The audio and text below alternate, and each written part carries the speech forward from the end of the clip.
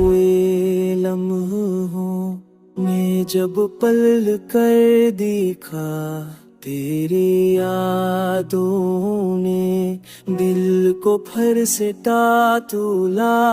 मैंने वक्त से मांगा था सुकून सा, मगर रस्में ठहरेरा नाम ही थमा दिया।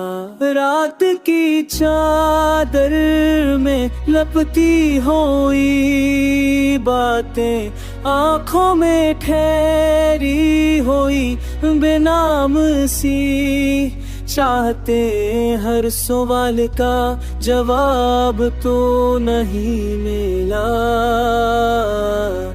पर तेरी खामोशी में भी थे राहतें, मैंने हंसी को आदत बना लिया। दर्द को लफ्जों से जदा कर लिया। लोग समझते रहे सब ठीक है, मैंने टूटना भी फन बना लिया। अगर कभी रास्ते हमें मिला दे, खामोश नजरों से बात समझा दे। ना गला हो ना शिकवा की, बस लम्हे खुद ही सब कुछ बता दे।